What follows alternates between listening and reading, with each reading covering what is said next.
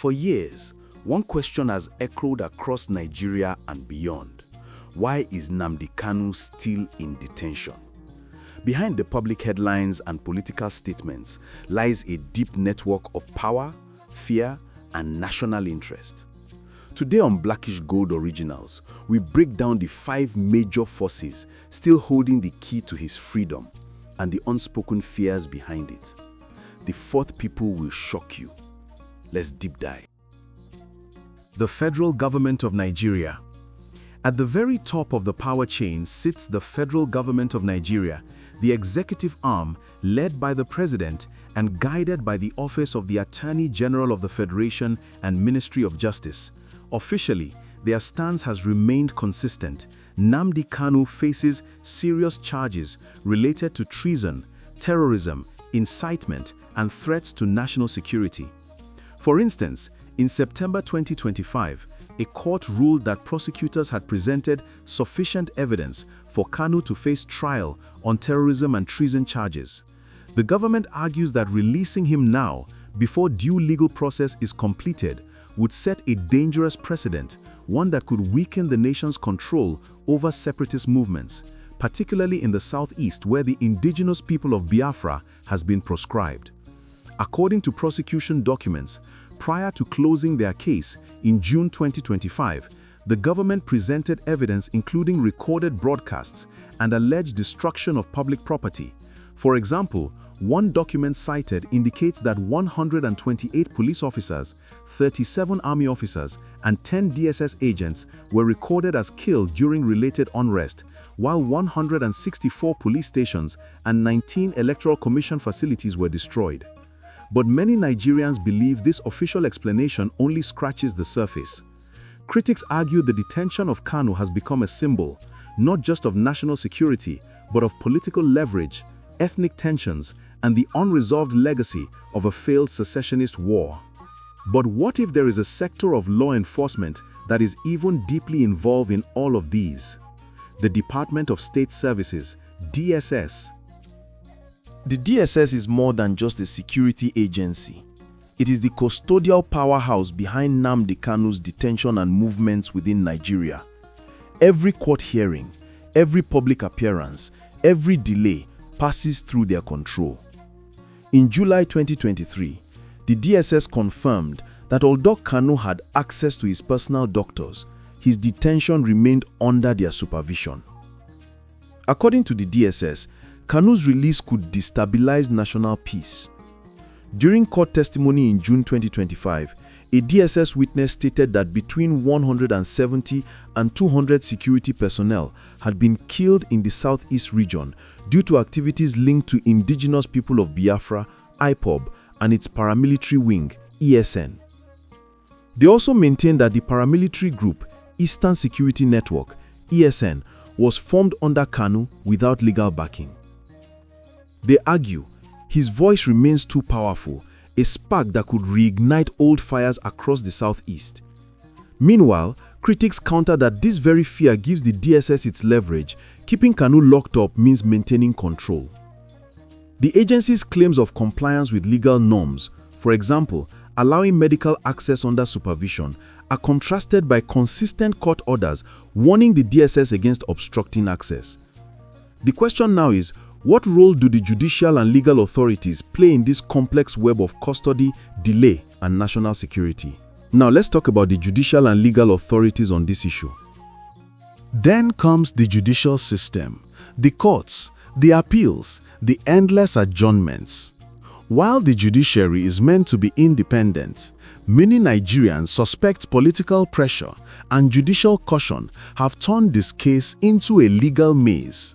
For example, the trial of Nnamdi Kanu saw a string of adjournments. His latest hearing was shifted to October 10, 2025 for a ruling on a no-case submission. Earlier, the court adjourned indefinitely after a judge recused herself, leading to long delays. Some judges appear to be navigating a minefield. One wrong decision could trigger national unrest, particularly given the high-stakes charges of terrorism and treason. Meanwhile, others quietly push for a fair trial, And for many observers, the combination of frequent motions, case reassignments, judge recusals, and procedural delays gives the impression of justice delayed and perhaps justice denied. For instance, the case file was recently reassigned to a fourth judge, James Omotosho, after Justice Nyako stepped aside amid claims of bias. The cumulative effect: a protracted trial that keeps a man in custody while raising serious questions about due process, transparency, and whether the rule of law or political calculation is actually in the driver's seat. So, if the courts are caught in this tug-of-war between law and politics, what role do Southeastern elites and regional politicians play in keeping the pressure on, and what do they stand to gain or lose by his release? Beyond the courts and government offices sit the political elites, men and women with deep influence across Nigeria's power corridors, who aren't only watching the case of Nnamdi Kanu, but actively shaping what his continued detention means for the country. Some within the northern political bloc and pro-federal unity groups argue that releasing Kanu could strengthen separatist cause and undermine Nigeria's national unity. For example, a northern group accused Kanu's organization, Indigenous People of Biafra, IPOB, of plotting to split Nigeria along ethnic fault lines. They fear that a released Kanu might re-energize the secessionist agenda rooted in the 1967-70 Civil War, where over 1 million people died. To these elites, Kanu's detention becomes a necessary evil, a signal that the Nigerian state cannot be challenged without consequence. One commentary even described the case as the federal government's politics of suppression aimed at preventing what they see as destabilizing rhetoric. But others among the elites view the situation differently. They see his detention as a political calculation, designed not only to keep certain regions calm, but also to silence dissenting voices. According to one opinion piece, while Kanu has become a symbol of Igbo discontent, many Igbo political actors are wary of his outright release, believing the timing and manner of any freedom must be carefully managed. In short, the elite playbook is not purely legal or security-based. It's intrinsically political, layered with regional fears, historical wounds, and the ongoing balancing act of Nigeria's federal order. And finally, behind the shadows, the military and intelligence community.